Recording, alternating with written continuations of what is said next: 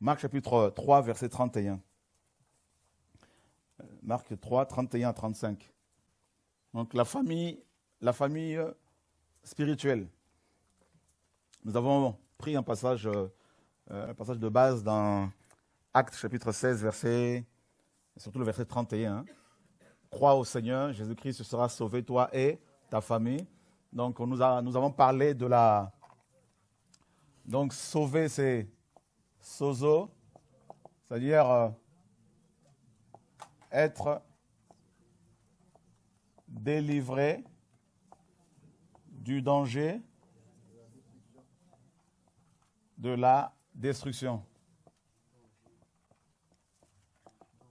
Donc il y a plusieurs dangers. Il y a le danger par rapport au danger actuel, c'est-à-dire on voit beaucoup de couples qui sont brisés. L'ennemi travaille beaucoup dans cette optique-là, l'ennemi déteste la famille. Et on a vu comment il a détruit la première famille, le premier couple, Adam et Ève.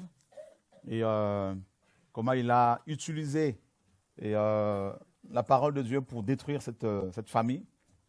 Et on a pu voir les conséquences de la destruction de cette famille, de la désobéissance du premier couple. Et donc, on a parlé des âges, hein, vous vous rappelez, hein? On a parlé de 3 temps. On a parlé de la destruction dans le temps présent, d'accord? Et c'est exactement ce qui s'est passé avec Adam et Ève. On a parlé de la destruction à venir, c'est-à-dire la séparation éternelle d'avec Dieu. Et c'est ce que Satan veut à tout prix. Et il a détruit Adam et Ève. Et par leur péché, ils vont être chassés à cause de leur péché, ils vont être chassés de la présence du Seigneur, ils vont être chassés du jardin d'Éden. Deuxièmement, il va y avoir un meurtre dans la famille. Vous voyez le danger, les conséquences. Et Caïn, comme vous le savez, va tuer son frère. Et ensuite, il va y avoir, plein d'autres conséquences dans la suite. Et c'est ce que nous sommes en train de vivre actuellement, la destruction des mœurs, de l'humanité, toutes les maladies qu'il y a. Voilà. Tout ce que nous avons, tout ce que nous connaissons dans le monde de mauvais, de méchants, sont, comme vous le savez, toutes ces choses sont les conséquences de la désobéissance d'Adam et Ève. La destruction qui s'en est suivie. C'est terrible. Par un seul acte de désobéissance, la destruction de cette famille, n'est-ce pas, atteint toute leur descendance, leur semence. Et Satan s'en réjouit. Par une seule, n'est-ce pas, une seule action, un seul acte de désobéissance. Satan n'aime pas la famille. Pas du tout. Si vous voyez le nombre de divorces et de remariages dans les milieux chrétiens, c'est hallucinant. Le divorce est banalisé, encouragé.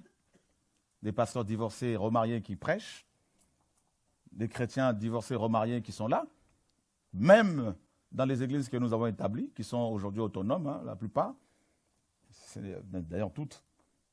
Nous avons même des gens qui prêchent l'évangile, qui sont, en essence de divorce et qui continuent à prêcher l'évangile. Moi, je leur ai dit, je ne suis pas dedans. Vous êtes libres de faire ce que vous voulez et vous aurez des comptes à rendre au Seigneur. Mais ne dites pas que nous sommes ensemble. Non.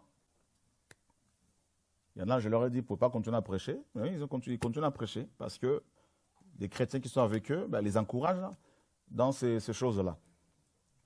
Donc, voilà comment l'ennemi détruit la famille. Et avec bien sûr toutes les lois que les hommes promulguent pour détruire complètement la famille. Satan n'aime pas la famille. Donc, on voit ce danger.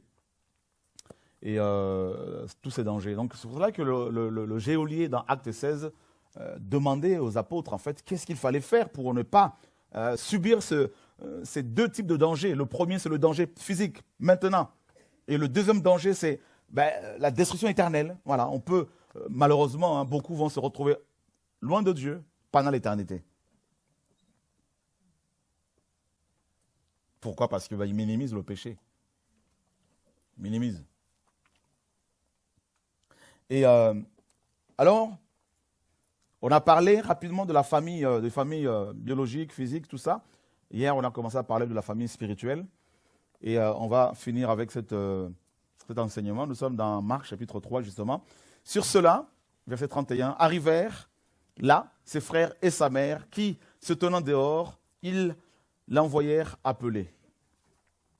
La multitude était assise autour de lui et on lui dit, voici, ta mère et tes frères sont là dehors et te demandent.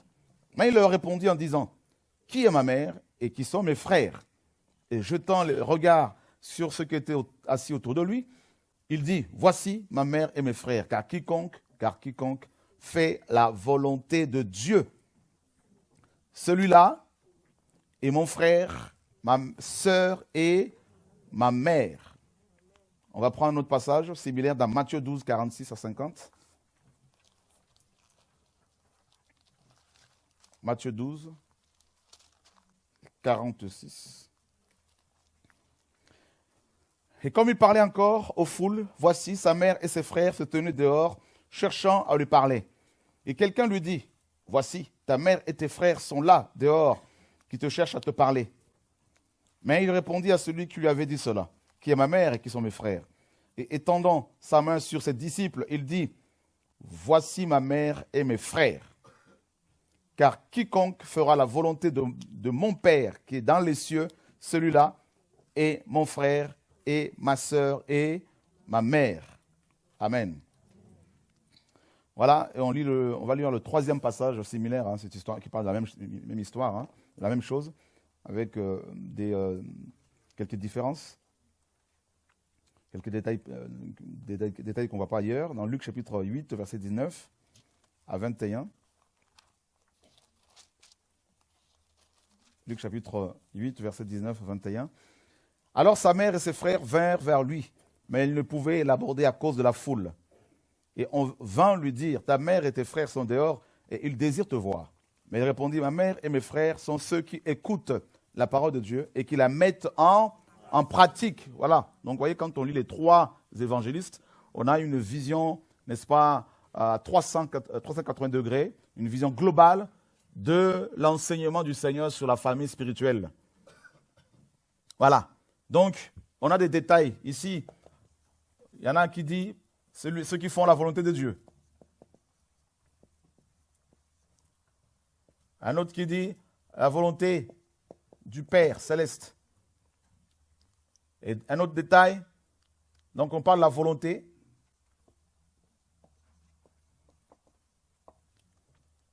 Et on parle de la pratique de la parole. Donc de l'écoute d'abord, de l'écoute et de la pratique de la parole.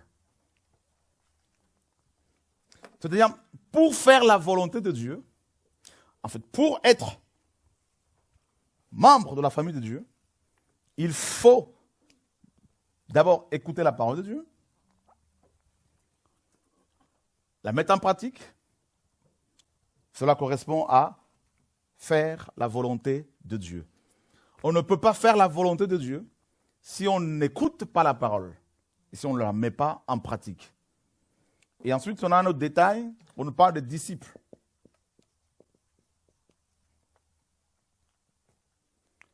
Donc, Jésus enseigne l'évangile et sa mère biologique, ses frères biologiques, sa famille biologique cherchent à le voir. Mais ils ne le pouvaient pas. Alors ils envoient quelqu'un pour nous dire, mais justement, ta famille est dehors, il va falloir que tu arrêtes ton ministère. En gros, c'est ça. Arrête de faire la volonté de Dieu. Parce que ta famille biologique est là. C'est ça. Ah non, le Seigneur dit non. Ah non. La priorité, c'est le Père Céleste. Parce que quelque part, le Seigneur a dit, celui qui aime sa mère, son père, son frère, sa sœur plus que moi, n'est pas digne de moi. Waouh! Un des disciples vient le voir pour lui dire, on parle de disciples, Seigneur, permet que j'aille enterrer mon père. Il dit non, non, non. Laisse les morts enterrer leurs morts. Et toi, va annoncer l'évangile. Waouh. Il faut savoir où se trouvent les priorités.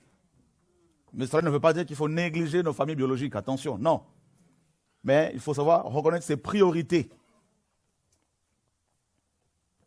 Quelqu'un qui perd son père. Et Jésus lui dit, laisse, va annoncer la parole. La famille de Dieu.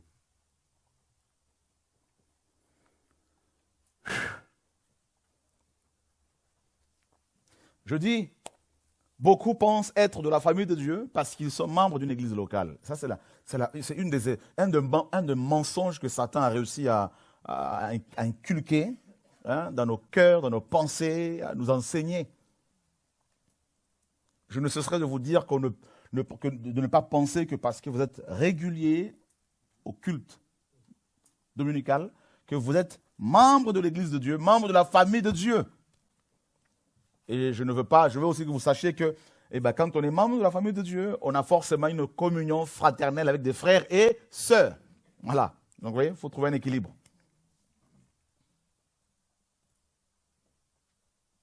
Et on lui a mis la pression. Il dit, 2 secondes, qui est mon père?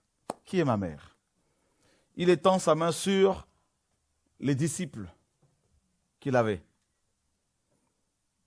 Il dit, voilà, ma famille est là. Car celui qui écoute ma parole et qui la met en pratique,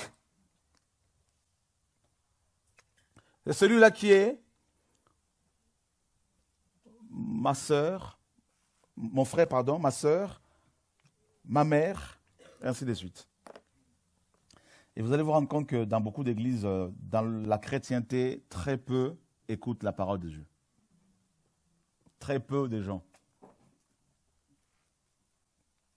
Parce que, écouter ici, en hébreu ou dans le grec, c'est obéir. Vous en connaissez beaucoup de chrétiens qui obéissent à la parole du Seigneur? En tout cas, moi j'en connais très peu. Très peu. Ils écoutent les hommes, oui. Ils écoutent des prédicateurs, ça n'a pas de problème. Avec Internet aujourd'hui, les gens cherchent des prédicateurs qui répondent à leurs désirs. En fonction de leurs besoins, ils vont chercher un enseignement. Je suis combattu actuellement par des démons, je vais chercher un enseignement sur le combat spirituel. Vous voyez, comme un marché. Ils ne vont pas écouter ces choses-là pour faire la volonté de Dieu, mais pour se sortir de leur situation.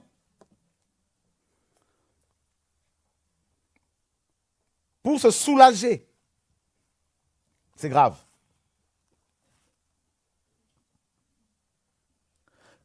Dieu dit aux Hébreux, Shema Israël. Shema Israël. Il dit à Ézéchiel, le prophète, fils de l'homme, ces eaux pourront-ils revivre? Vous vous rappelez? Il dit, je ne sais pas, toi seul le sais. Il dit quoi? Dis à ces ossements, Shema, la parole d'Elohim. C'est-à-dire, écouter, c'est quoi? Écouter, c'est quoi? C'est, j'entends, je comprends et j'obéis, j'applique, je pratique, je fais la volonté de Dieu. Et là, c'est là que ça coince. Des chrétiens veulent des pasteurs, des prédicateurs qui les caressent, ça vous le savez, dans le sens du poil. Et quand le Seigneur va revenir, ils vont se rendre compte qu'ils n'ont jamais été de la famille de Dieu. Laissez-moi nous dire que tous les disciples de Jésus-Christ de Nazareth, déjà les 12 apôtres, ont connu le martyre. Il n'y en a pas un qui s'en soit tiré. Celui qui a vécu le plus longtemps, c'est Jean. Mais il était où? En prison, sur l'île de Patmos. Faire la volonté de Dieu, c'est la souffrance, c'est souffrir.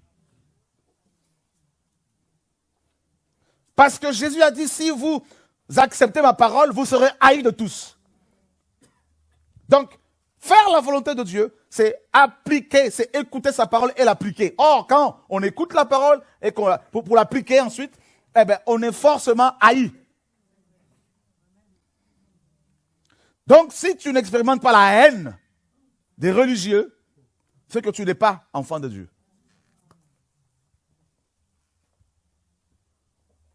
Ça peut vous choquer. Il dit, le Seigneur, ils vous expulseront des synagogues.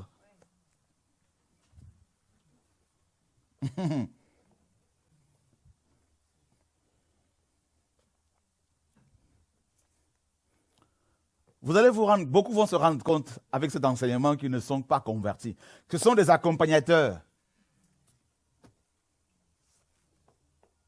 Beaucoup vont se rendre compte que leurs enfants ne sont pas convertis,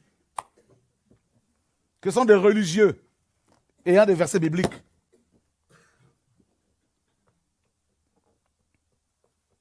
Et je peux vous assurer que l'enfer est sous nos pieds et sous les pieds de nos enfants également.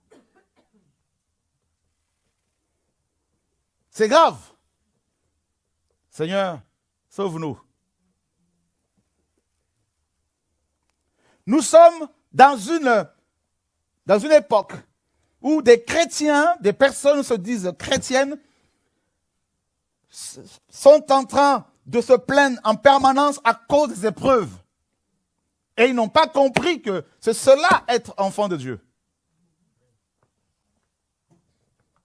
Les épreuves liées à la parole reçue. Vous vous rappelez de 4 terrains, de la parole de 4 terrains. Il y en a, ils reçoivent la parole avec joie. Mais dès que survient une persécution à cause de la parole, eh ben, ils vont être scandalisés et abandonner la foi. Et je peux vous assurer que l'évangile qui est prêché actuellement dans les nations, dans les églises, en Occident, au Midi, en Orient, à l'Ouest, un évangile qui est dépourvu de la croix. Un évangile qui arrange tout le monde.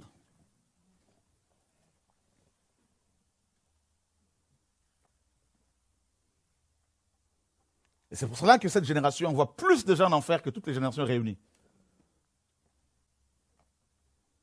On a plus de 200, plus de 300 versions de la Bible. On a des dictionnaires que ceux qui nous ont précédés n'ont jamais eu. On a accès à l'Internet. On a accès à Internet, on a toutes sortes de technologies pour avoir toute la connaissance pratiquement que l'on veut, qui est disponible bien sûr. Mais pourtant, nous sommes la seule génération, depuis que le monde est monde, qui envoie en enfer autant d'âmes.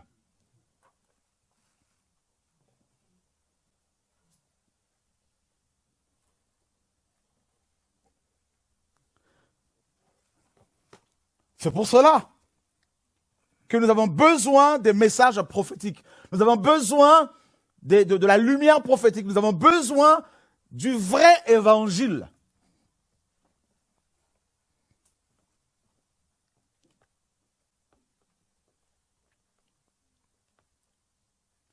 Vous vous rendez compte que nous avons pour modèle quelqu'un qui a terminé sa vie à la croix?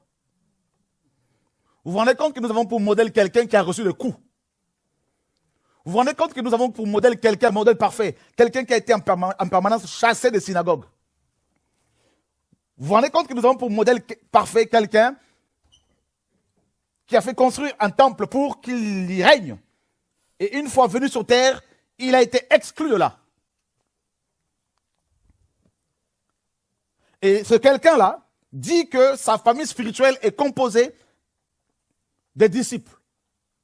Et il dit dans Luc 6,40 que tout disciple accompli sera comme son Seigneur, son maître.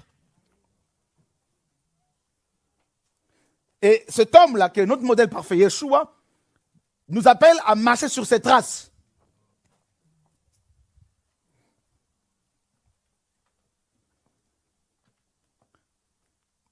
Et vous, quand il faut annoncer l'évangile, véritablement dénoncer le péché, les meurtres, les massacres, beaucoup de chrétiens, malheureusement, se disent, non, mais tu sais, ma famille est encore là, il faut faire attention. Vous voyez?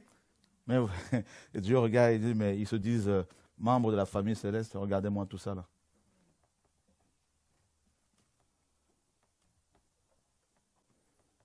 Ils appellent cela la sagesse.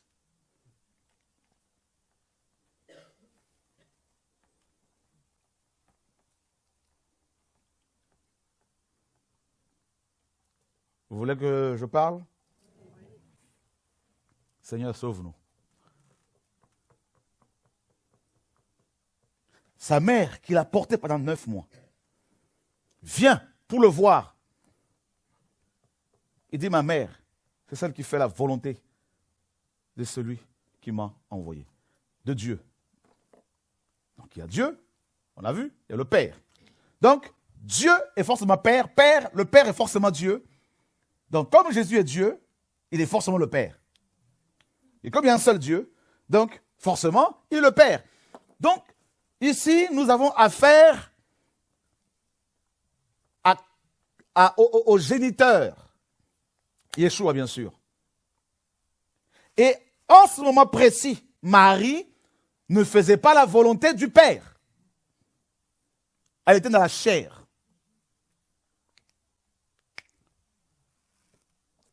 Combien de chrétiens ne vont-ils pas prendre parti pour leurs frères et sœurs, mère, père, alors qu'ils sont dans la chair, à cause des sentiments charnels, et défendent le péché, dans la compromission, s'éloignant ainsi de la parole de Dieu, de la volonté de Dieu révélée pour eux. Comme Élie le prêtre, qui n'était pas capable de reprendre ses fils qui couchaient avec des femmes, qui prenaient l'offrande du Seigneur. Les sentiments familiaux qui éloignent beaucoup de chrétiens de la présence de Dieu. Ah, c'est mon fils. Ah, c'est ma fille. Ah, c'est ma belle-fille. Ah, bah oui. Ah, bah oui. Un jour, Dieu te dira qu'il ne t'a jamais connu. Bah oui. C'est terrible. Face au péché des membres de nos familles, face au péché de nos proches, si nous sommes membres de la famille céleste, nous devons être capables de prendre position pour la vérité. Mais très peu sont capables de le faire. À cause de la persécution du rejet. Yeshua a dit, 5 dans une maison seront divisés. 2 contre 3, 3 contre 2.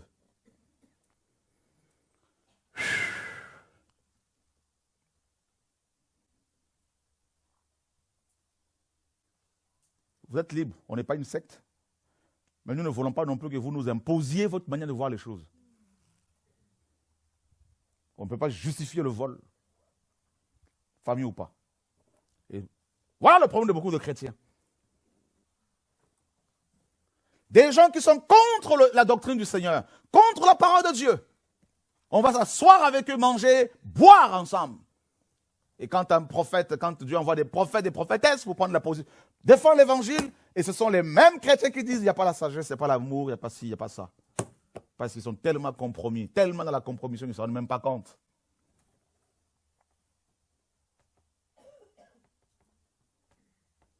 Jésus voit sa mère biologique marcher hors la volonté du Père. Parce que la volonté du Père était que le Seigneur prêche la parole à ce moment-là. Il y avait un peuple qui était là présent qui devait entendre la parole. Mais sa mère biologique, à cause des sentiments, ses frères biologiques, à cause des sentiments, ont voulu l'extraire, le soustraire de la volonté de Dieu. Il dit non. Waouh.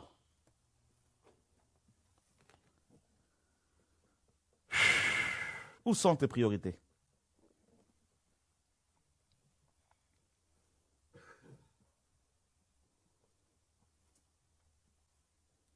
Où sont nos priorités?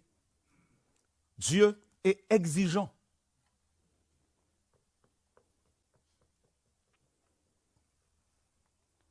Il dit, voilà les gens qui sont là assis. Eux, ils sont dehors. Ils veulent que je sorte. Ils veulent que je sorte.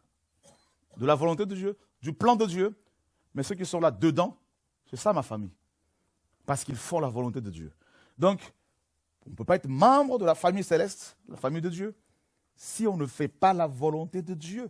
Alors vous allez me dire, frère, mais comment faire pour faire la volonté de Dieu, tout ça? Vous savez, pour chaque homme, il y a une volonté de Dieu qui lui est révélée. Pour chaque être humain, pour chaque famille, pour chaque couple, je vous dis.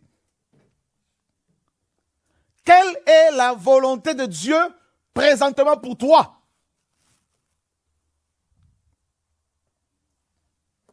Vous allez dire, comment on fait pour le savoir? Eh bien, il y a déjà la parole.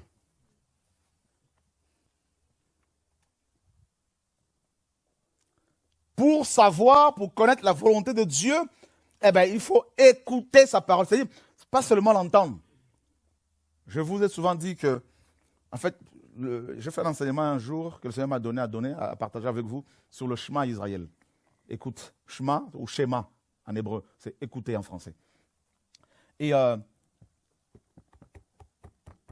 savez, Dieu, quand il parle, quand il demandait aux Hébreux d'écouter sa parole, il voulait leur dire littéralement, vous entendez un son avec l'oreille, par exemple, gauche, et il faut le comprendre avec l'oreille droite, et ensuite, il y a les deux jambes, il y a les mains, pouvoir, yod, qui entrent en action. Voyez? Donc, j'entends, je comprends, et tout le corps entre en action. Tout le corps opère, se soumet.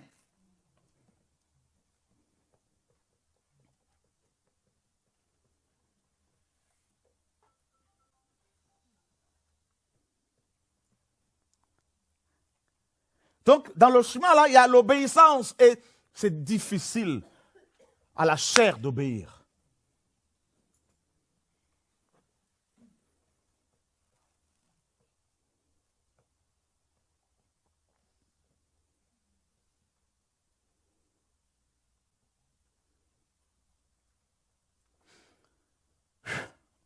La plupart des gens que le Seigneur a disqualifiés ou qui se sont disqualifiés eux-mêmes n'ont pas compris la volonté de Dieu. Ou, je dirais plutôt, ils n'ont pas voulu se soumettre à cette volonté. La plupart des problèmes que beaucoup de gens ont, même dans leur couple, si vous regardez bien, vous allez voir qu'au départ, la volonté de Dieu leur a été révélée, ils l'ont refusée. Et il y a les conséquences. La volonté de Dieu était que Adam et Ève ne mangent pas le fruit de l'arbre de la connaissance du bien et du mal. Voyez? Et sa volonté était que ce couple demeure dans sa présence. Et ça, c'était la volonté de Dieu révélée pour eux. Mais qu'est-ce que Dieu attend de toi? Qu'est-ce qu'il attend de moi en tant que son enfant?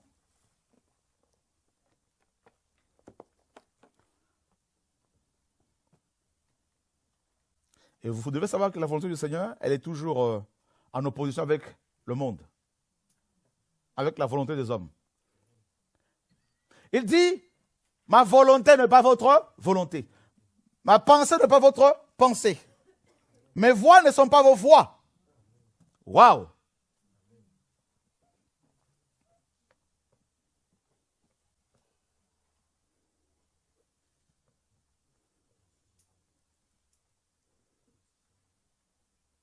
Alors imaginez tous les dimanches, vous avez des millions de gens qui vont dans les bâtiments qu'on appelle l'église. Et ils vont faire la volonté des hommes. Et non celle de Dieu. Ils meurent, ils se retrouvent en enfer et ils ne comprennent pas. C'est chaud.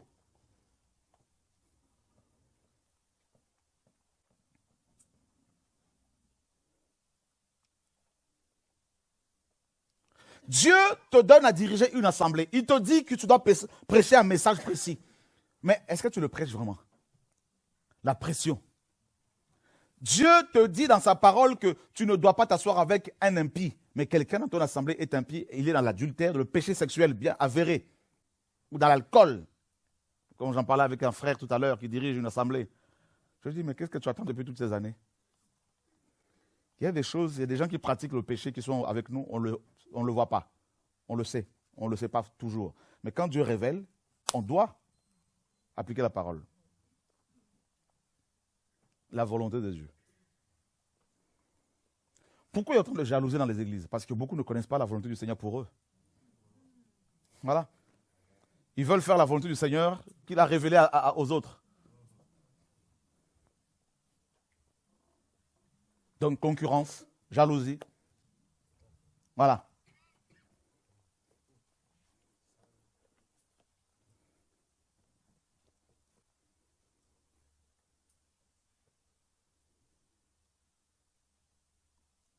Et le Seigneur a dit dans Jean 9, les Écritures nous disent, vous savez cet homme qui était né aveugle, il dit aux pharisiens, car quiconque fait, car nous savons que Dieu n'exauce point les pécheurs, mais si quelqu'un a l'honneur et fait sa volonté, celui-là, Dieu l'exauce. Vous savez pourquoi beaucoup ne sont pas exaucés? Tout simplement parce qu'ils ne font pas la volonté de Dieu. C'est aussi simple que ça. Beaucoup de chrétiens viennent nous voir. Frère, on a tel combat. Et le Seigneur me dit à chaque fois, pose-leur une question. Simple. Est-ce que vous vivez dans la sanctification? Ah, il commence à se gratter la tête. Je leur dis, je ne peux rien pour vous. Ils pensent que je n'ai pas l'amour.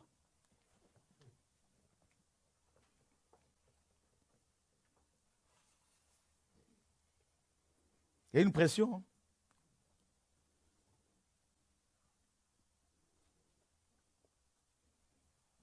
Donc, j'insiste. La famille de Dieu, ce n'est pas être membre d'une église locale. La famille de Dieu, ce n'est pas le fait de méditer la parole tous les jours. Parce que Satan la connaît mieux que tout le monde. On est d'accord, hein? Voilà.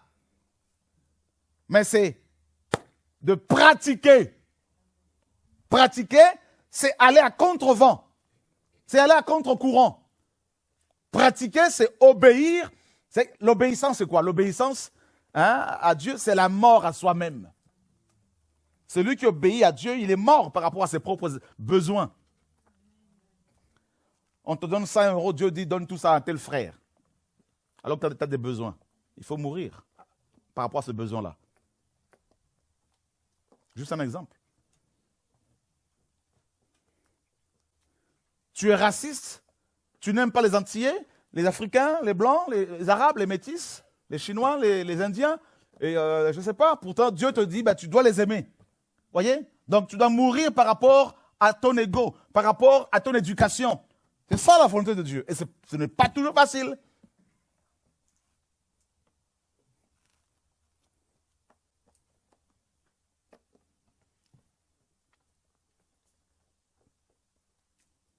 Et écoutez, quelle parole justement. Quelle parole. Quelle parole. On a vu que cet homme, le geôlier, on lui a prêché l'évangile de Christ. La parole du Seigneur. Voilà. Waouh. Regardez le nombre de... Il y a beaucoup de chrétiens qui peuvent rester 2 jours, 3 jours sans lire la Bible. Comment voulez-vous qu'ils fassent la volonté de Dieu? Ils n'ont pas le temps.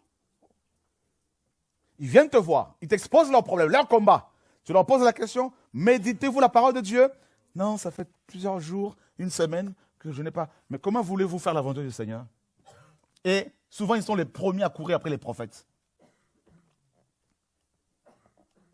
C'est pour cela, il n'y a qu'une petite portion, une minorité d'enfants de Dieu. La grande majorité, c'est la Babylone. Et ceux-là, Babylone, là, ils créent des problèmes dans les réunions d'église. Ils créent des problèmes. Tout le temps des tensions.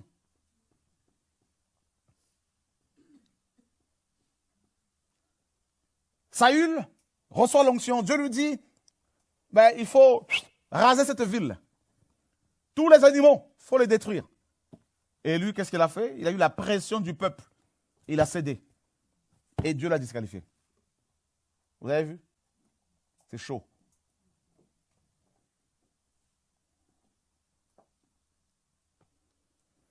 Vous allez poser la question aux chrétiens, vous êtes fidèles à l'église locale? Oui.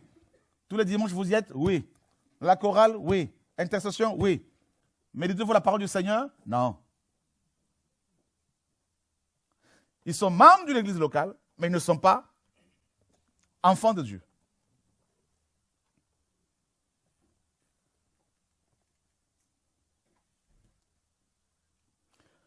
Donc, enfants de Dieu, fait de nous, bien sûr, c'est Dieu est celui qui doit être adoré. Donc, forcément, nous sommes, cette famille est composée d'adorateurs, de gens qui adorent. Voilà. Le Père fait de nous des fils et des filles.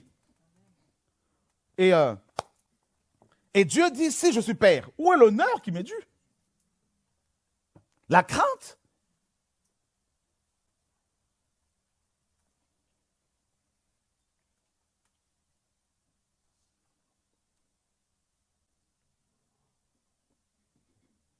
Qui peut rester plusieurs jours sans lire la Bible? N'ayez pas honte. Merci. Merci. Merci, merci. Merci. Vous voyez, je vois des visages que je connais. Alors, comment voulez-vous comprendre cela? Ce n'est pas pour vous condamner, mais juste pour vous montrer que, en fait, il y a plus de religieux que d'enfants.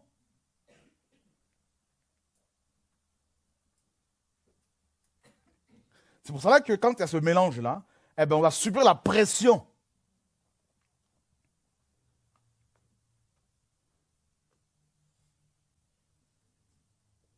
La pression parce que si les gens ont des besoins, ils sont dans la chair, donc ils cèdent plus aux passions de la chair, et ils s'affectionnent plus aux choses de la chair, donc du coup, quand on se retrouve là, quand un message arrive, ça ne passe pas. Ça ne passe pas. Il y a des clashs. Si le Seigneur entrait dans le bâtiment d'église aujourd'hui, je crois que 99,99% vont exploser.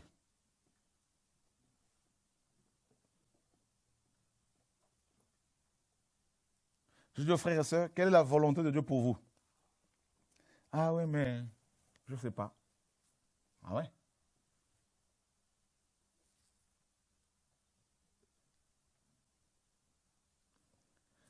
Seigneur, qu'attends-tu de moi? Seigneur, me voici. Qu'est-ce que tu veux que... qu'est-ce que tu attends de moi, Seigneur? Ma vie est là. Je suis là sur terre pour faire ta volonté. Vous savez, beaucoup de gens meurent parce qu'ils vont s'écarter de la volonté de Dieu. Ils meurent. C'est ça, hein?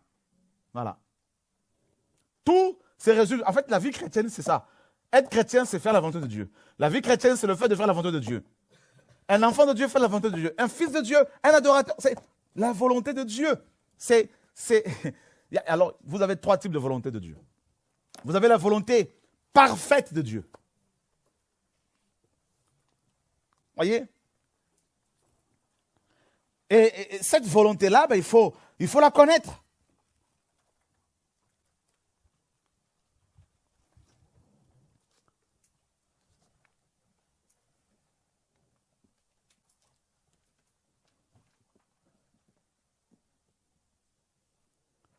Et nous sommes dans 1 Thessaloniciens chapitre 4, verset 3. Si quelqu'un peut nous lire cela. Il faut faire la volonté de Dieu.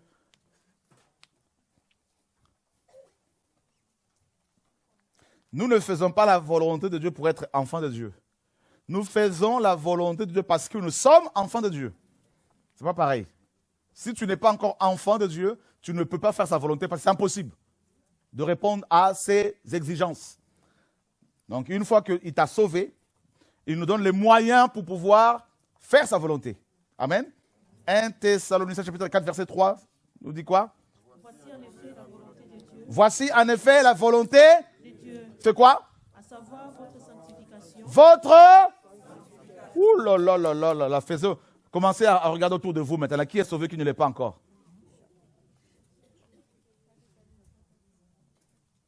Je ne connais personne.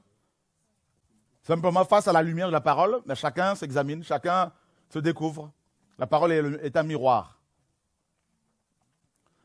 Voici en effet la volonté de Dieu. Ça, c'est la volonté parfaite. C'est-à-dire votre sanctification. Sanctification. Le Seigneur dit, ceux qui font la volonté de Dieu sont fils de Dieu. La volonté du Père, la volonté de Dieu. C'est-à-dire des gens qui écoutent la parole et qui la mettent en pratique. Voilà. On dit bien la parole, pas les traditions d'église. La parole. Et quand Dieu dit qu'un pasteur, quelqu'un qui est dirigeant, ancien, divorcé et remarié ne doit pas exercer, il ne faut pas qu'il exerce. Quand Dieu dit que on se marie qu'une fois, il faut obéir. Oui. Alléluia. Amen. Ce n'est pas moi qui le dis. Donc je ne m'en voulais pas. Ne tordons pas la parole.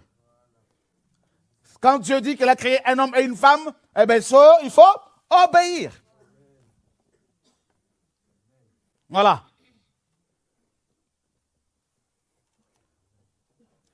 Si Dieu dit que la dîme c'était sous Moïse, il faut obéir. Si Dieu dit que tout est accompli, il faut obéir.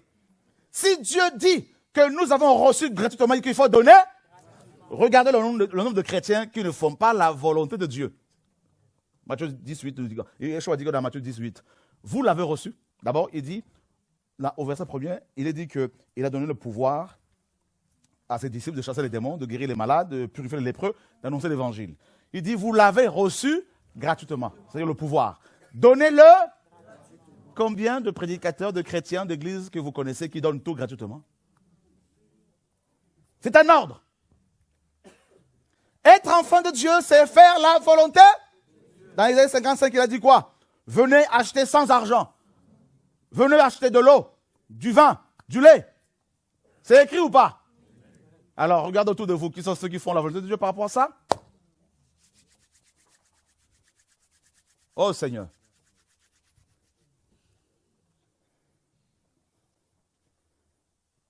Nous avons de grands problèmes. Donc, vous voyez, vous avez d'un côté la famille de Dieu qui fait la volonté de Dieu, qui est persécutée par la fausse église, par la synagogue de Satan, et de l'autre, vous avez les églises qui font la volonté des hommes, qui font la volonté de leur père, la volonté des pères de l'église. Maintenant, vous voulez faire partie de quelle église? Ici, ce n'est pas une église. Ne cherchez pas à ce que moi je vous envoie dans une église. Je ne recommande plus aucune église parce que je suis entouré d'hypocrites. Il y en a très peu qui sont vrais, ça je le sais. Je ne vois pas tout. Il y a des choses que peut-être vous voyez plus que moi parce que les gens sont plus vrais avec vous qu'avec moi. Vous voyez ce que je veux dire? C'est pour cela que mon message n'est pas là pour vous dire allez dans telle église. Voilà. C'est de chercher Dieu. Si Dieu vous dit de vous retrouver entre 3 et 4, vous priez, ça c'est vous avec le Seigneur. Ne dites pas, j'aurai à dire. Non. Moi-même, je cherche à ce que mon âme soit sauvée. Voilà.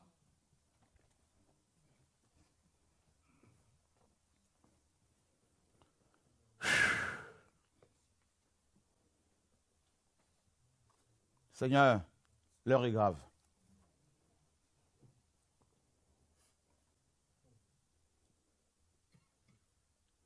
L'heure est grave. La volonté parfaite de Dieu, c'est votre sanctification. Waouh! Sanctification. Saint. Sainteté. Consécration.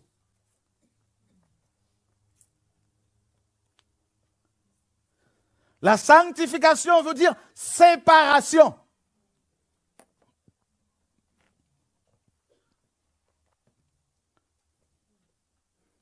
Nous sommes dans le monde, mais nous ne sommes pas du monde. Nous côtoyons les gens de toutes sortes, mais nous ne fonctionnons pas comme eux. La sanctification. Alors, la sanctification, c'est quoi? C'est une notion un peu vague, tout ça, pour certains. La sanctification a plusieurs aspects. Nous parlons bien sûr de la famille de Dieu. Hein. Nous parlons de la volonté de Dieu. Nous parlons de beaucoup de choses. Alors, vous avez d'abord, on en a parlé ici aussi, hein, la sanctification que le Seigneur a opérée. C'est-à-dire, avant notre création, avant notre naissance, le Seigneur nous avait déjà sanctifiés. C'est-à-dire, il nous avait déjà séparés. Vous voyez, non? Depuis l'éternité passée. Il a dit à Jérémie, avant ta naissance, avant que tu ne sois conçu, je t'avais consacré. Sanctification, sanctifié veut dire aussi consacré, séparé. Donc, il y a eu d'abord cette sanctification avant notre conversion, avant notre naissance. Il nous a séparés depuis l'éternité. Donc, quand les enfants viennent au monde, vous avez des séparés et vous avez des enfants de Satan. Ça, c'est le fondement de la sanctification. C'est l'élection. Dieu nous a élus depuis l'éternité passée, depuis les temps éternels. Il nous a élus. Hein? Ça, c'est le premier type de sanctification. C'est vraiment l'élection. Dieu nous a élus en Christ. Amen.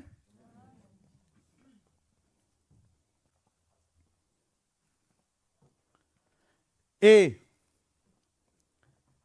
Paul dit, lorsqu'il a plu à celui qui m'avait mis à part. Vous avez déjà lu ça, non? Donc, sanctifier, c'est aussi être mis à part. Depuis le sang de ma mère. Ah. Voilà.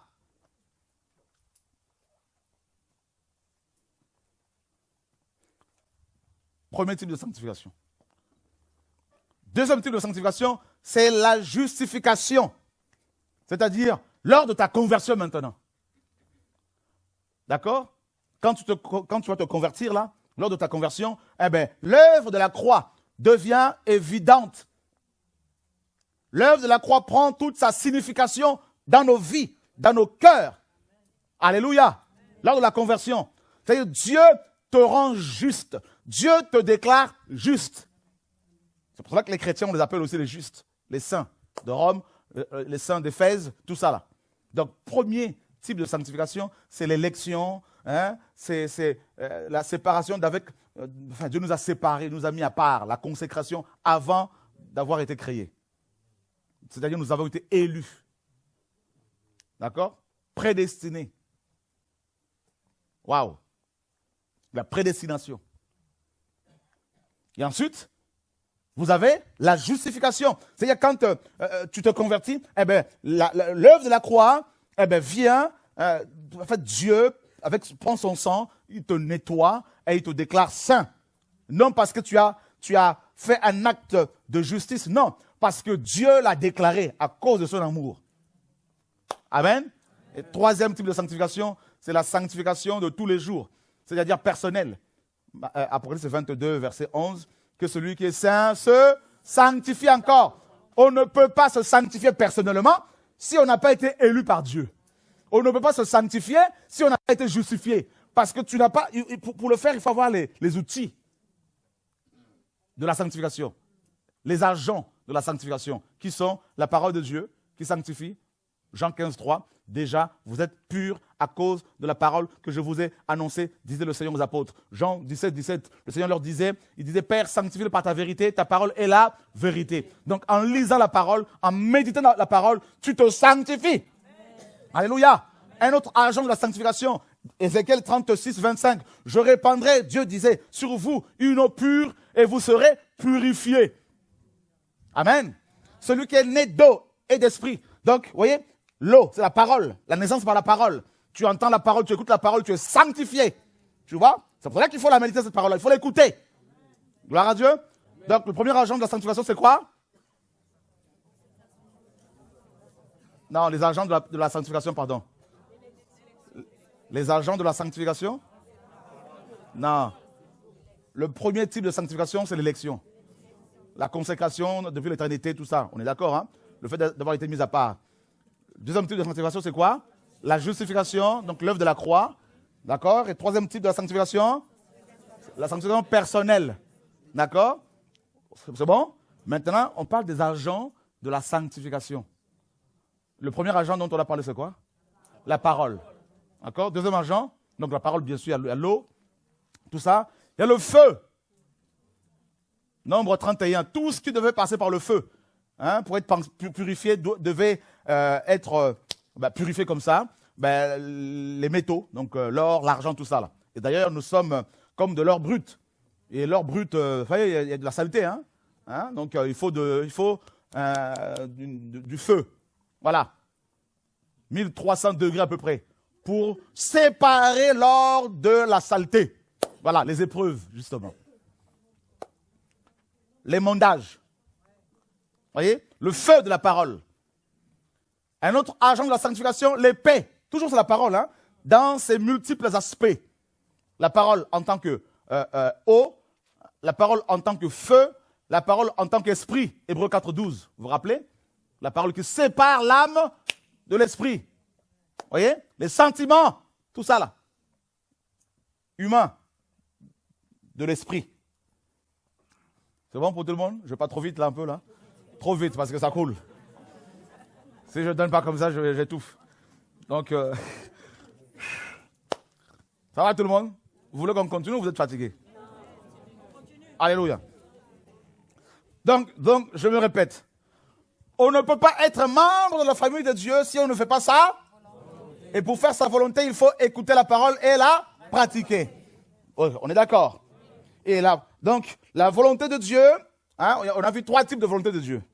Il y a la volonté parfaite de Dieu. Donc, on est là pour l'instant. Et cette volonté-là, c'est quoi? C'est la sanctification. Et pour être sanctifié, il faut être d'abord élu. Deuxièmement, justifié par la croix, l'œuvre de la croix. Troisièmement, il faut se sanctifier personnellement tous les jours. Amen. Et comment? Eh bien, nous avons des agents de la sanctification. On a la parole. La parole en tant que eau, la parole en tant que feu, la parole en tant que épée, la parole en tant que esprit. D'accord? La parole en tant que vérité. Vérité, la vérité. Seigneur. Alléluia. La parole en tant que feu. Le feu. Et il y a aussi l'esprit qui nous sanctifie, qui nous purifie. Vous voyez, mes amis? Beaucoup de gens veulent se sanctifier, mais ils n'ont pas été élus. Ils ne peuvent pas. Ils ne sont pas de Dieu. Parce que c'est livré. Même s'ils donnent l'impression de vouloir se sanctifier, mais en fait, ils ne sont pas dedans. Comme Caïn, comme Judas, comme beaucoup de chrétiens. Donc Dieu veut que nous soyons, Dieu veut, Paul dit, la volonté de Dieu, ce n'est pas pour vous le mariage tout de suite. Beaucoup, c'est le mariage. Oui, Dieu veut qu'on se marie, mais ce n'est pas sa volonté, ce n'est pas ce que, on est déjà 7 milliards, plus de 7 milliards. Donc tu peux ne pas être marié et aller au ciel si tu es en Christ. Mais par contre, tu n'iras pas au ciel si tu n'es pas sanctifié. Alors que ta priorité ne soit pas le mariage. Et Satan vient avec des bishops et puis il donne des enseignements sur le mariage tout le temps, matin, midi, soir. Vous serez mariés, vous aurez ci, vous aurez ça, donnez l'argent, vous aurez le... Oh, frères et sœurs, ça nous sauve. Ça va tout le monde? La sanctification. Et où est la sanctification aujourd'hui? On n'en parle pratiquement plus. Sans la sanctification, il est impossible de voir Dieu. Recherchez la paix avec tous et la sanctification sans laquelle personne ne verra. Hébreux chapitre 12, verset 14. Amen. Vous voyez, on associe la paix à la sanctification. Donc si tu es dans la sanctification, tu vas être en paix avec Dieu. En paix avec toi-même. Amen. Tu as compris? Voilà.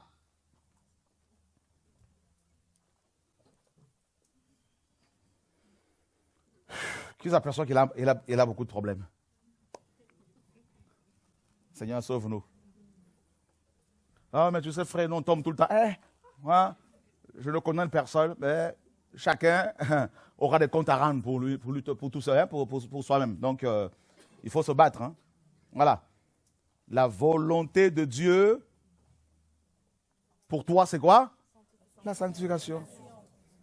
Donc, on a vu les agents de la sanctification. Ensuite, la sanctification, là, c'est quoi? À part le fait d'être mis à part.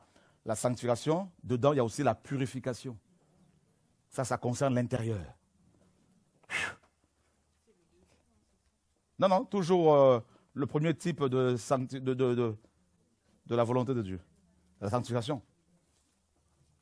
La purification, c'est toujours la sanctification. Hein? Donc, la sanctification, c'est être mis à part.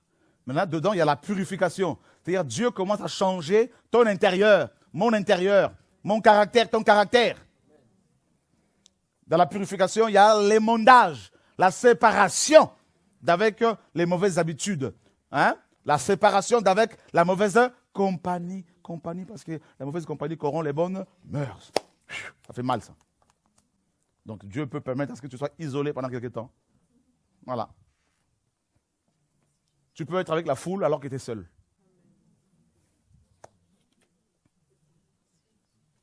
Vous n'avez rien compris. Tu te sens étranger, voyageur sur terre. Voilà. Seigneur, parle-nous. Hein. Deuxième type de volonté de Dieu. La volonté, bien sûr, que vous savez tous, hein, la volonté permissive. Dieu permet. Le Seigneur dit à Moïse, c'est à cause de la dureté de votre cœur que Dieu a permis que vous répudiez vos femmes. Mais au commencement, il n'en était pas ainsi. Voyez? Il y a beaucoup de gens qui sont mariés, mais dans la volonté permissive, il y a beaucoup de souffrance. Parce qu'ils se sont précipités dans les choses. Et même si vous êtes marié dans la volonté permissive, le divorce est prohibé.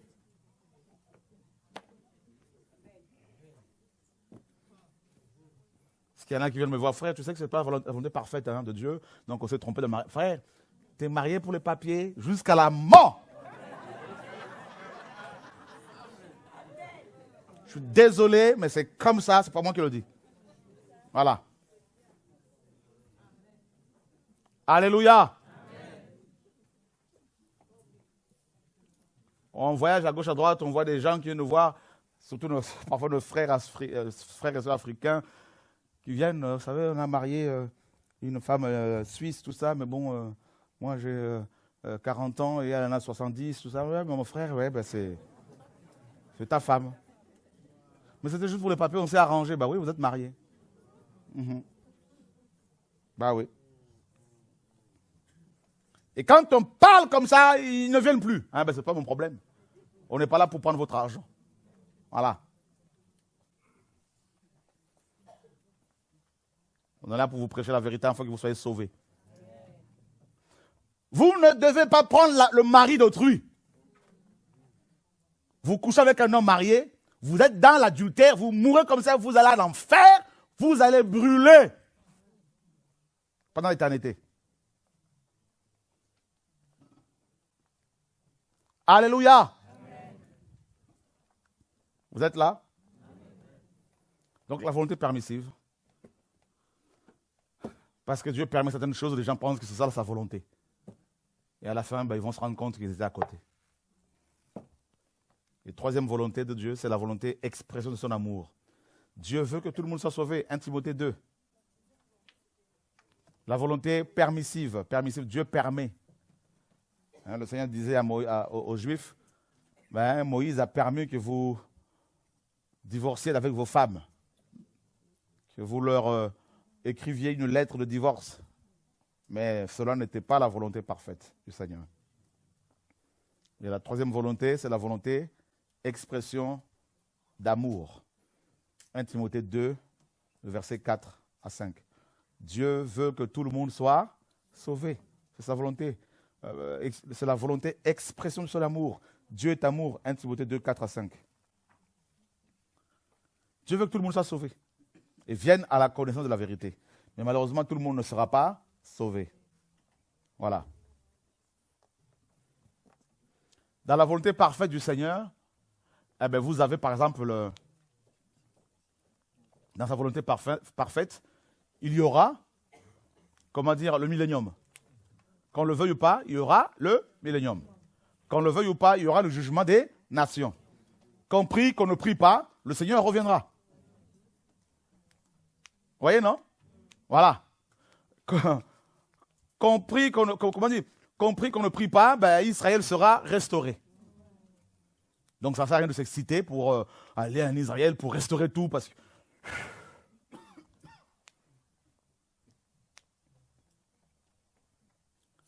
Sa volonté parfaite, nous serons pendant l'éternité avec lui. Voyez? Et maintenant, vous avez plusieurs types autres de volonté du Seigneur dans la volonté parfaite. Par exemple, dans sa volonté parfaite, Dieu peut dire à une femme, je veux que tu ailles en Chine pour me servir là-bas. Et si cette femme ne comprend pas, et que si elle reste en France, elle va être malheureuse toute sa vie. Et elle va mourir malheureuse.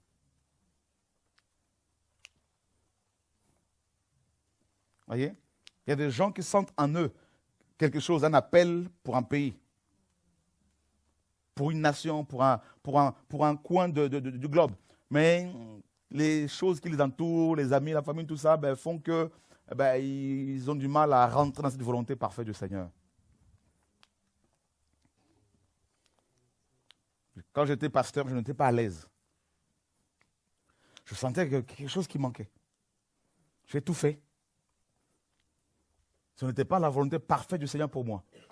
C'était une volonté provisoire. Voyez, permissive pour m'amener à autre chose. Ça pouvait être une volonté parfaite, mais provisoire. Il y a des gens maintenant qui restent là-dedans, pasteur à vie. et ils meurent. Quand une femme arrive, ils tombent avec parce qu'ils ne sont plus dans la volonté parfaite. Si la volonté parfaite du Seigneur était qu'ils soient dans la fonction apostolique, eh bien, si la femme vient pour les séduire, ben, comme ils ne sont pas dans la volonté parfaite du Seigneur, donc ils ne sont pas protégés. Vous voyez, parce que les épreuves, les attaques sont proportionnelles à l'appel qu'on a reçu, à l'onction qu'on a reçue. Mais si on n'est pas dans son onction, eh ben, on va tomber. C'est pour ça que beaucoup de pasteurs tombent tout le temps. Quand il m'a dit donne l'autonomie, il y a des gens qui m'ont dit, mais tu sais, quand même, non, je ne sens pas ça. Je sens qu'il faut que je parte. Vous voulez me tuer dans l'œuf? Oh, il n'écoute pas. Vous qui écoutez, où sont vos œuvres? Vous voyez, non? C'est ça le truc. Oh, on amène l'équilibre. Ah, tiens. Vous voyez? Quand le Seigneur m'a dit dénonce, ah non, il faut la sagesse. Ouais, ça donne quoi? Bah ouais, il n'y a plus rien. La volonté parfaite de Dieu. Votre réussite dépend de l'intelligence, du discernement que vous avez, de la volonté de Dieu pour vous personnellement. La réussite de votre vie chrétienne, de votre couple, de votre entreprise, parce que tout ce que nous faisons dans la vie est une entreprise. Le mariage est une entreprise. Les études est une entreprise. Vous voyez? Tout ça là. Les études sont aussi les entreprises qu'on entreprend. Donc, pour réussir dans tout ce que l'on fait, il faut le faire avec Dieu. Avec Dieu. Ah oui? Regardez, vous avez des gens qui viennent me voir pour la prière. Vous voyez quand il y a des réunions, il y a des gens qui viennent. Des malades, comme ce monsieur avec son problème de genou. Vous voyez? Ce frère. Et il y a des gens qui viennent comme ça. Parfois, le Seigneur te dit, ce n'est pas ma volonté parfaite pour l'instant, que cette personne soit, ma volonté pour qu'elle soit guérie. Parce que cette maladie-là, c'est moi qui l'ai permis pour l'éduquer.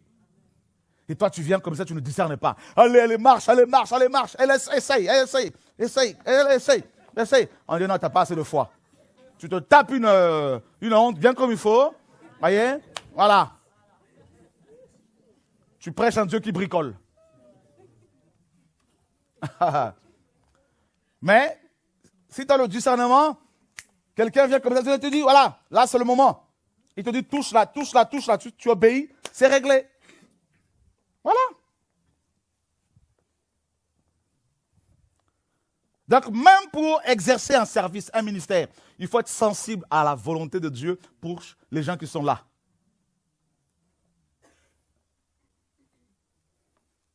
Regardez le Seigneur. Un aveugle, on l'amène, il rencontre un aveugle. D'abord, on lui amène un aveugle. Il prie pour lui, tac, guéri. Et l'autre fois, il rencontre un aveugle. Cette fois-ci, il crache par terre.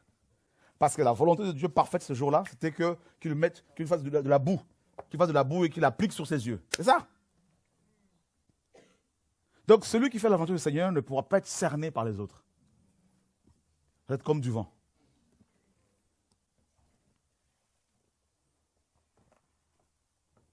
Il y a des gens qui sont venus plusieurs fois, comme vous le savez. Ah non, mais il faut la sagesse. Ah non, mais tu sais, il faut la sagesse. C'est bien. Je ne refuse pas de vous écouter. Mais je me bats pour avoir une intimité avec le Seigneur. Et ce qu'il me dit là, ce que je ressens là, par rapport à l'œuvre, c'est ce que je dois faire. Voilà. La sensibilité. Paul était un homme sensible. Et il a marqué son temps. Les apôtres, les disciples pleuraient. Vous vous rappelez, ils pleuraient. Hein? Ils disaient, non, il ne faut pas aller à Jérusalem, on va te lier. Il y a même un prophète qui est venu. Il a pris sa ceinture. Agabus, il a dit, l'homme à qui appartient cette ceinture sera lié à Jérusalem, tout ça. Paul dit, non, mais j'irai. Parce qu'il connaissait la volonté de Dieu pour lui. Waouh.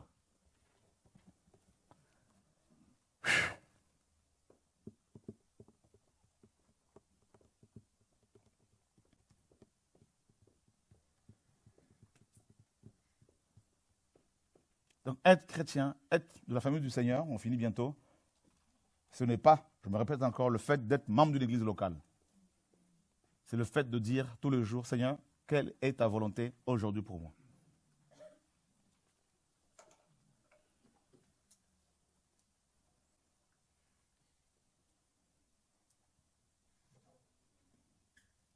Beaucoup ont du mal à se sanctifier parce qu'ils ne méditent pas la parole, premièrement. Comment voulez-vous vous sanctifier? Parce que la parole, elle est vie, elle est esprit, elle est feu, elle est lumière, elle est, n'est-ce pas, eau, tout ça. Pour vous sanctifier aussi, il vous faut être en relation avec Dieu, c'est-à-dire la prière. Tout est sanctifié par la prière et par la parole de Dieu. 1 Timothée chapitre 4, verset 5. La prière. Vous comprenez pourquoi? Vous comprenez pourquoi la prière est parfois difficile. Pourquoi la chair n'aime pas la prière? Parce que Satan sait que par la prière, vous allez vous connecter au Seigneur, bien comme il faut. Vous allez entendre sa voix dans votre homme intérieur. Vous allez connaître sa volonté pour vous. Et donc ça, là, il ne veut pas. Alors il veut vous occuper, nous occuper à toutes sortes de choses. Vous voyez? Tout notre temps est pris par autre chose. Pour des futilités parfois. Et on rentre à la maison, on est fatigué, on va se coucher tout de suite. Et on rentre dans un rythme là, qui t'éloigne petit à petit de la prière, de la méditation quotidienne de la parole de Dieu, petit à petit. Et puis après, tu commences à voir les vieilles habitudes qui commencent à réapparaître. Le vieil homme qui commence à prendre de l'ampleur, petit à petit, et puis tu es éteint. C'est pour ça qu'on voit beaucoup, surtout nos frères et sœurs qui débarquent d'Afrique ou d'autres pays. Moi, je me rappelle depuis des années, je constate cela. Le feu, la prière, au fur et à mesure, ils rentrent dans le train de vie. Surtout aux États-Unis et Canada, ça m'a beaucoup marqué. C'est encore pire qu'ici. Si vous voyez le nombre d'Africains là-bas qui étaient zélés en Afrique, qui avaient le feu, le nombre de ces hommes et ces femmes qui sont éteints, c'est hallucinant. Ils arrivent dans un pays où ils découvrent qu'on peut avoir 40, 50 cartes bleues, cartes de crédit. C'est-à-dire on te le propose, on t'envoie des courriers. On te propose 20 000 ici, 30 000 là-bas, 40 000 là-bas. Mais ils ne comprennent pas que c'est Babylone. La Bible dit que celui qui emprunte est l'esclave de celui qui le prête. Ah bah oui, Satan est malin. Donc ils rentrent dans un engrenage. Et j'ai vu, je me rappelle, je suis allé aux États-Unis une fois à Maryland. Mais ce couple était un couple, je ne sais pas, l'homme sortait à 6 heures pour rentrer à 14 heures. Et ensuite, il repartait à 16 heures pour un deuxième emploi, pour rentrer à peu près à minuit. Donc des couples sont brisés parce qu'il y a trop de charges. Ils sont tout le temps endettés. Donc ils n'ont plus le temps. Tout le temps fatigués. Métro, boulot, dodo. Ils rentrent, KO. Et éteints. Il y en a qui se déclarent faillite personnelle à l'État. Il y a un système de points. On te note. Si tu es un bon payeur, eh bien, tu as des points. C'est terrible, le monde.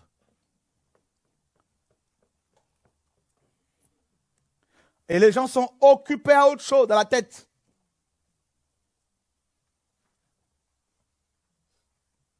C'est ça, Babylone.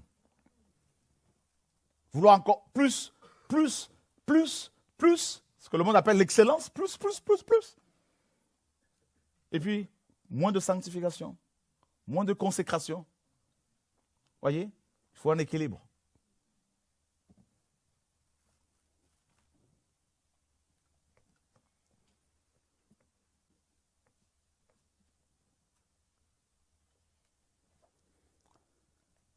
Telle une grenouille qui se retrouve dans ce récipient, vous voyez, ce récipient avec de l'eau chaude, de l'eau d'abord tiède, on met le feu, et puis bon, elle ne se rend pas compte qu'elle est en train de cuire petit à petit, de mourir.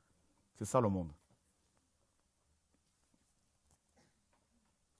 Et Dieu, dans son amour, parfois, il nous secoue, crée des circonstances pour nous réveiller, pour nous secouer.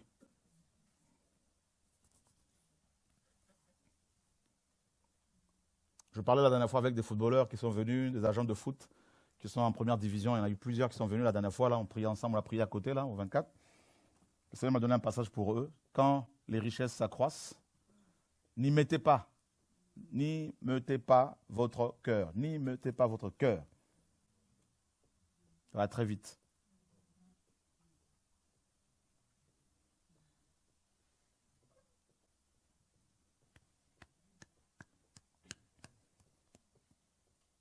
Alors parfois tu es là, tu vois que on est à la fin, hein? Il y a beaucoup de pression sur les vrais enfants de Dieu. Le monde veut à tout prix nous avoir. C'est une lutte perpétuelle, quotidienne, pour se maintenir dans la sanctification.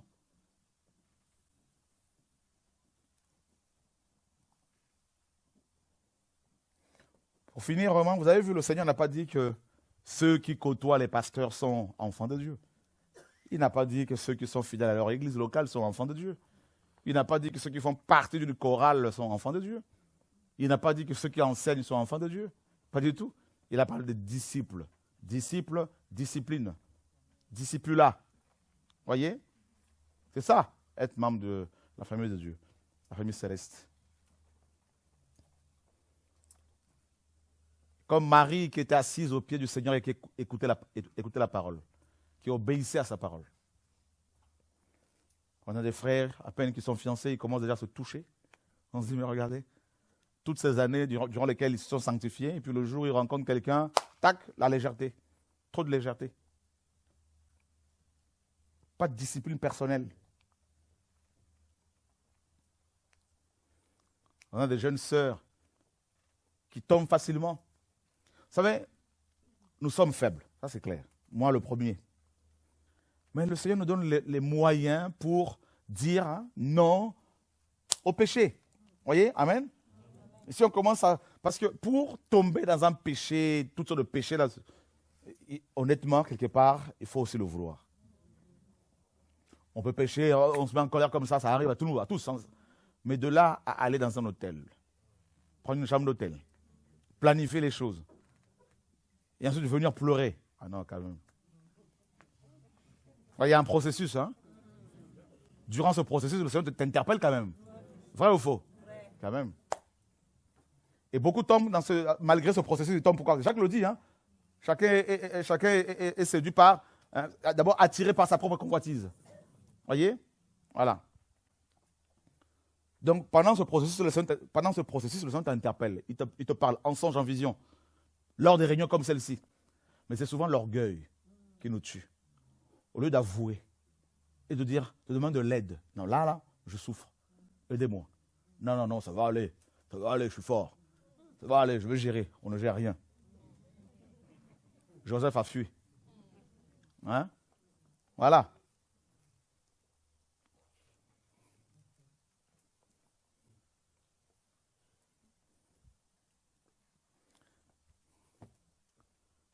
Vous vous rendez compte qu'on a cru pendant des années que quand le Seigneur dit dans Matthieu 18, là-bas, car là où 2 ou 3 s'assemblent à mon nom, je suis là, on a traduit ce verset d'abord littéralement, charnellement, c'est-à-dire les églises visibles. Et on s'aperçoit qu'il n'est pas là quand on s'assemble. Vrai ou faux? Ah, on va chez les pentecôtistes, on dit, mais il n'est pas là. On va chez les catholiques, on dit, mais il est où? On voit le prêtre, on voit Marie, on voit les saints. Mais où est le Seigneur? Parce que là où il y a le Seigneur, il y a des confessions. Là où il y a le Seigneur, les gens sont guéris. Là où il y a le Seigneur, il y a la vie. Amen. On va chez les témoins de Jéhovah, on dit, mais ils sont beaux, ils sont bien habillés. Mais il est où? On comprend qu'il est d'abord question de l'assemblée spirituelle.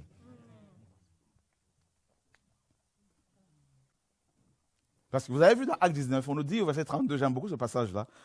Et les uns criaient d'une manière, les autres d'une autre. Et le désordre régnait où? Dans l'assemblée. Vous savez que le mot assemblée, c'est ecclésia, église. Et on nous dit que la plupart ne savaient même pas pourquoi ils s'étaient réunis. Parce qu'on se retrouve dans les assemblées physiques. Vous avez des gens, il y a certains qui sont là en train de mâcher leur chewing-gum. Et qui te regarde? Si vous pouvez vous imaginer comment ça me... Je dois me retenir parce que nous sommes en direct, parce qu'il y a des frères et sœurs qui sont faibles. Imaginez un peu, nous sommes là, devant le trône, vous avez l'archange Michael qui est à ma gauche, Gabriel à ma droite, et ils sont en train de mâcher devant le Père. Voilà nos assemblées physiques. On est là dans les assemblées. Hein? Soi-disant assemblées au nom de Yeshua pour qu'ils soient là. Hein? Vous avez, il y en a qui... Honnêtement, vous pensez que là où Dieu se trouve, les gens vont faire ça? Non. Dis à ton voisin, nous aurons des problèmes. Dis-lui encore, on n'a rien compris.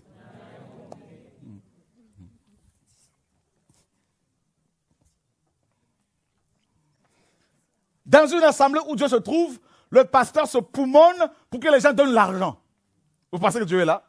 Non. Là où Dieu est, l'Esprit convainc les cœurs. Vous avez vu? Voilà. C'est Dieu qui va dire à ses enfants, hein, prends 50 €, va donner pour la mission. C'est Dieu. Parce qu'il est là.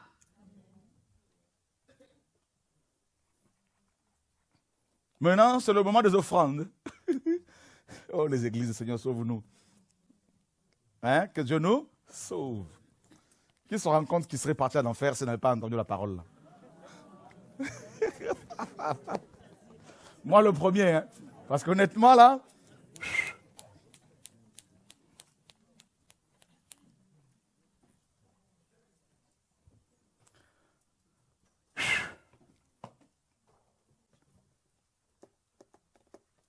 La famille. Question? Oui, ma soeur. On a encore 10 minutes. Ou 5 minutes, on va dire. Bonsoir. Bonsoir. En fait, tout à l'heure, vous avez parlé des personnes qui ont le feu et qui sont par la suite éteintes à cause du péché. Et je voulais savoir si c'est possible que malgré le fait qu'ils soient éteints à cause du péché, qu'ils se réveillent comme dit la parole, Dieu il abandonne personne. Et voilà, je voulais savoir si... Attends 2 secondes. C'est ça aussi, on interprète mal la parole. Là. Dieu dit, je ne t'abandonnerai pas, je ne te délaisserai pas, si tu obéis à sa parole. Ah oui. Mais si, comme aujourd'hui... Le micro. Excusez-moi. Si, comme aujourd'hui, on entend la parole et qu'on s'en rend compte, et que par la suite, on fait en sorte de suivre la parole. Je peux te poser une question? Oui. Ok. On est en famille, hein? Oui. Est-ce qu'il est question de toi? Est-ce qu'il s'agit de ta personne, de ta vie? Non, je pensais vraiment à tout le monde, en fait. D'accord. Parce que Si quelqu'un tombe dans le péché, 1 Jean 2 nous dit, si un enfant de Dieu tombe dans un péché, eh bien, nous avons un avocat auprès du Père, Yeshua homme. Donc, il faut qu'il se repente et Dieu va le restaurer. Mais toutefois, ça dépend de quel péché. Parce qu'il y a des conséquences ne sont pas pareilles. Okay. Tu vois? On dit qu'il n'y a pas de plus grand péché. Qui a dit ça? Mais tout péché est péché, non? Tout péché est péché, mais tous les péchés n'ont pas les mêmes conséquences. Ah, d'accord. Bah non. Jean même nous dit qu'il y a un péché qui, une fois qu'on le commet, là, il ne faut même pas prier pour la personne qui l'a commis. 1 Jean 5. C'est le blasphème contre l'esprit. Tu vois, non? Donc, celui qui tue et celui qui insulte, les deux ont péché. Mais est-ce que ces 2 péchés ont les mêmes conséquences? Même dans le monde, hein? Non. Voilà. C'est pour cela qu'il faut se poser la question de quel type de péché. Voilà, il faut faire attention. Dieu ne veut pas qu'on pêche, ça c'est clair.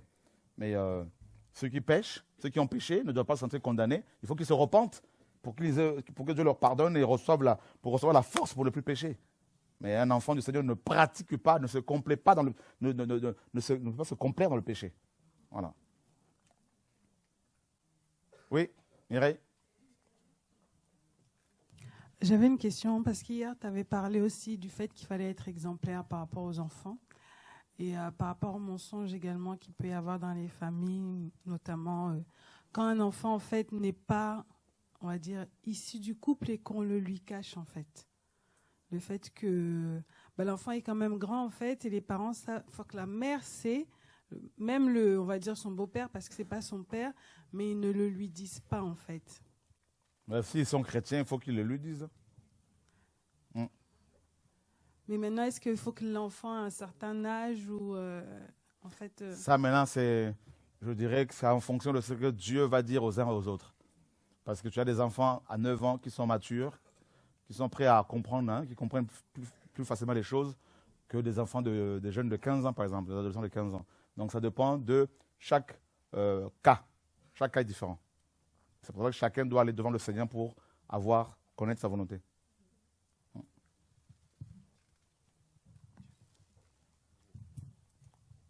Bonsoir. Bonsoir. Moi, j'ai une question par rapport aux familles monoparentales. Hier, en fait, tu as parlé du père modèle, qui sert aussi d'exemple aux enfants. Mais si, par exemple, notre père il n'a pas été un modèle pour nous, ça se passe comment? Très bonne question. Heureusement que nous avons le Père Céleste. Voilà. Nous avons Yeshua qui peut nous aider. Heureusement. Donc tu peux te rassurer. Voilà.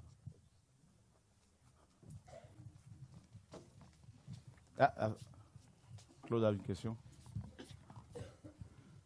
Je voulais savoir par rapport, tu as donné un exemple tout à l'heure, par rapport à une femme par exemple qui, son appel est d'aller en Inde, c'est la volonté parfaite de Dieu, elle ne le fait pas, elle finit malheureuse.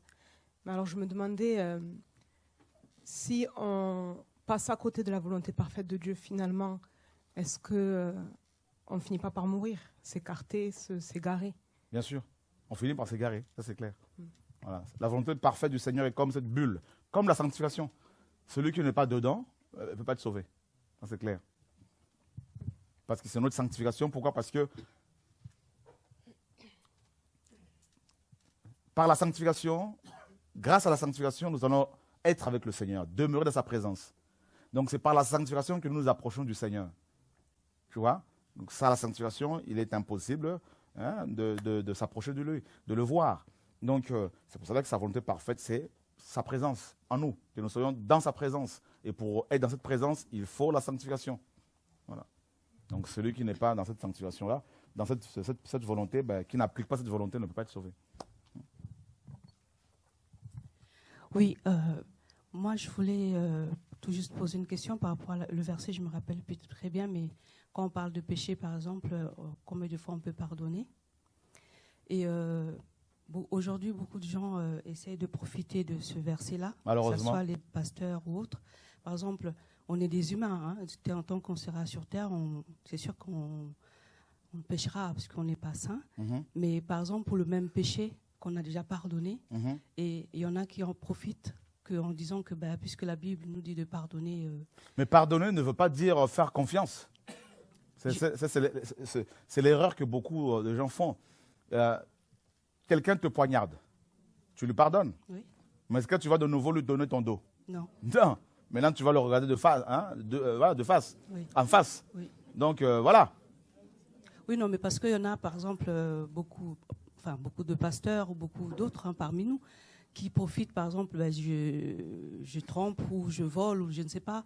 Je me serais pardonné puisque la Bible dit qu'on peut pardonner. Si un homme te trompe, pourquoi homme te trompe, par exemple, ton mari, tu n'es pas le cas, hein? Non. Ah, gloire à Dieu. Je ne vais pas parler de toi. Une femme est trompée par son mari. Cette femme est chrétienne. Eh bien, elle doit pardonner, ça c'est clair. Oui. Mais pardonner ne veut pas dire qu'il faut de nouveau avoir des rapports avec. Parce que si ce monsieur tombe malade, est infecté par un virus, par le VIH, par exemple, eh bien, si tu vas sexuellement avec, tu peux attraper la maladie. Donc, quand c'est comme ça, on dit, tu pardonnes. Tu dis, non, je n'ai rien contre toi. Je t'aime. Je prie pour toi, mais je ne peux pas m'asseoir parce que je vais devenir celui qui s'attache à une prostituée devient un seul corps avec. Dans ce cas-là, on dit non, plus de rapports intimes pour l'instant parce qu'il faut que je me protège aussi. Voilà, parce que tu peux être non seulement pollué spirituellement, mais aussi physiquement, tu peux être malade. Mais tu lui dis que tu lui pardonnes, il n'y a pas de problème.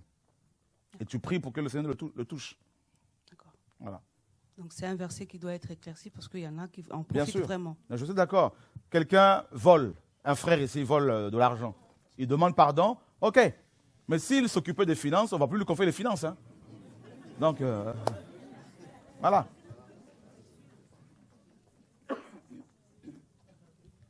Moi, j'ai deux questions. Une qui concerne la famille, l'autre non. Faites la première. Plutôt la famille. Parce que comme on n'a plus de temps. D'accord. Faites la famille. Quand la Bible nous dit la femme sage bâtit sa maison, je voudrais savoir en profondeur qu'est-ce que ça veut dire bâtir sa maison. Ah ouais. Donc la femme sage bâtit sa maison. La femme sage est d'abord un esprit habitant une maison, son corps. Donc elle doit d'abord prendre soin de son corps. Parce qu'il y a des femmes sages qui ne sont pas mariées. Est-ce pour autant qu'elles ne sont pas sages? Donc, beaucoup de gens pensent que la femme sage, c'est tout de suite celle qui est mariée.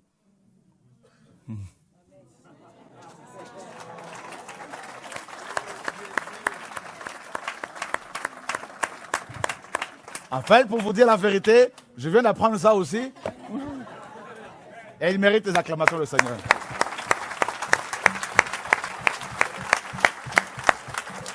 Attendez.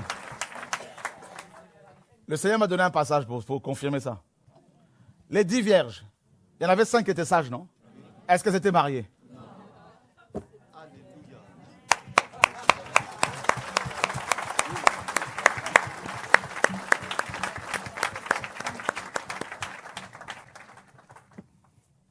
Une femme qui mange n'importe comment, qui détruit son corps par la nourriture, qui s'habille comme une prostituée, elle ne bâtit pas son corps. Ne savez-vous pas que votre corps est le temple du Saint-Esprit? Si quelqu'un détruit le corps de Dieu, le temple de Dieu, Dieu le détruira. C'est ça. D'abord ton corps. Parce qu'il y a des femmes qui ne sont pas appelées à se marier, il y a des femmes qui sont célibataires à vie. Elles sont plus sages que celles qui sont mariées, parfois. Certaines de celles qui sont mariées. Donc ensuite, quand elle est mariée, elle va prendre soin de sa famille, bien sûr. Pas une femme qui va mettre son mari mal à l'aise, qui va intercéder, qui va prendre soin de ses enfants. Voilà, il y a tout ça. Mais c'est d'abord sa vie personnelle. Parce que si ton corps, tu ne prends pas soin de ton corps, comment veux-tu prendre soin de ta famille?